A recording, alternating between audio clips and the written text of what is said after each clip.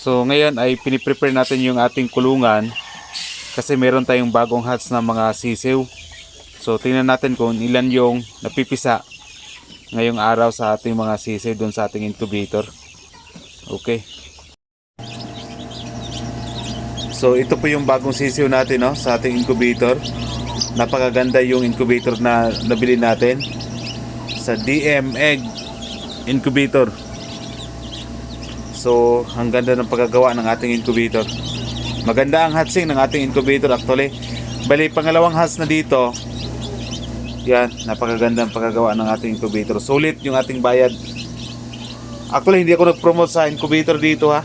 Pero sa kanilang ginagawa, talagang hindi nasayang yung pera natin dito sa pag-invest dito sa ating incubator. So ngayon, mga basilan ito ng mga sisiw. Okay. So kung sino po yung gustong bumili nito, mga dissolved natin, pwede tayong mag-PM po sa ating page na Das Ruin Channel. Kung sino po yung hilig sa mga basilan actually, di ba? Then dito na side, dito, mayroon tayong mga sampin. Okay, then ganyan, dito basilan na yan. Abuhin. Dito mga sampin, kaunti lang. So mga dissolved dito, basilan, sampin ng ating mga sisiw. Okay. Na.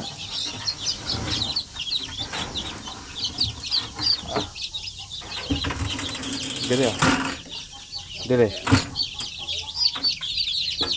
Okay. Okay, plaster ito. Ah. Ay, sir. Okay. Okay. Ay, di na din mo. Hulos lang dahil. So, ito, yung mga bagong hatch natin ng mga sisiw. So, kung sino po yung gusto ng mga dissolved na basilan, pwede kayo mag-PM sa ating page na Das Ruin Channel. Yan, masigla lahat. So, bibilangin natin kung ilan to lahat. Okay. No.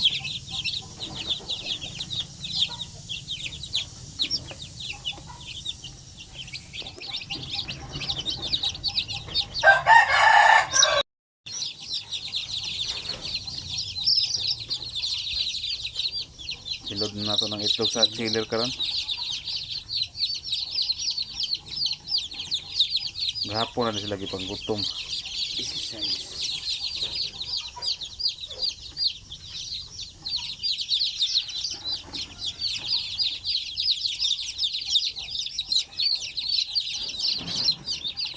Ano na yan kon?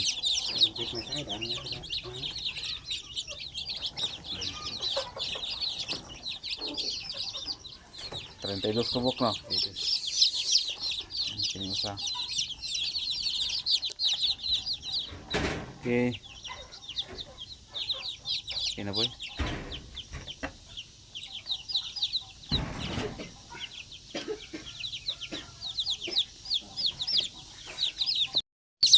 Yan.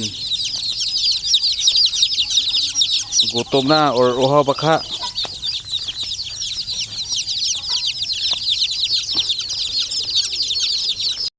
Saudara.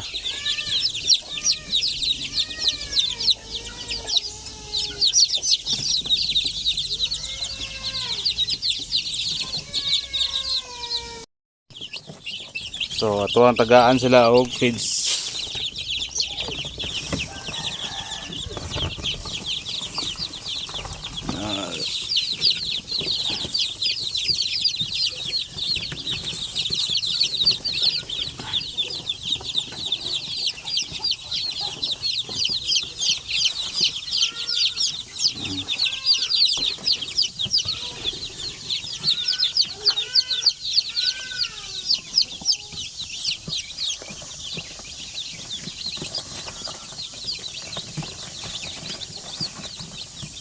Gutom na sila kasi yung iba kasi dito nahat sila nung ika 20 days nila. So may iba dito mga ilang araw na, 2 days na nila sa hatcher. Uhaw na to at gutom na. Okay, so again yung incandescent bulb pag may bagong hatch 100 watts yung gagamitin. Huwag na yung sundin sa races na Kung ilan lahat sisiw, ganun din po yung watts na gagamitin. Kasi sinusunod ko yan. Pag-apply dito, hindi epektibo. Kaya iniiba ko yung pag-alaga ko ng aking mga sisiw actually.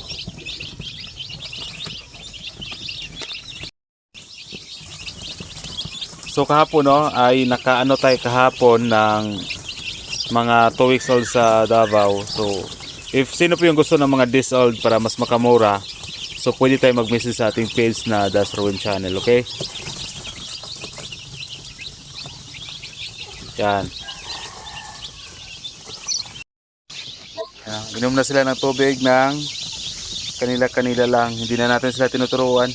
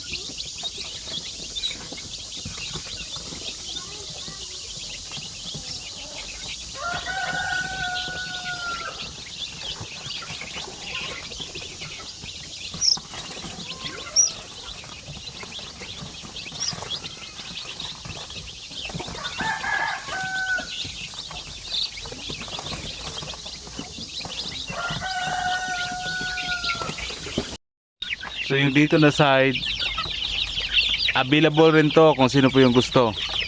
Ayan o. Hindi na to kailangan ng ilaw pa.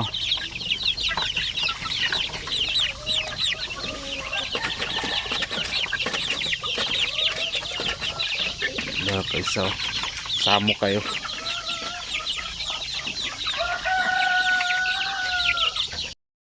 So pagkatapos itong nasa chiller natin, ito yung para sa thesis. Pag once malinis na po yung ating incubator, yan, i-load na natin itong ating mga fertilize na nasa chiller. So yan.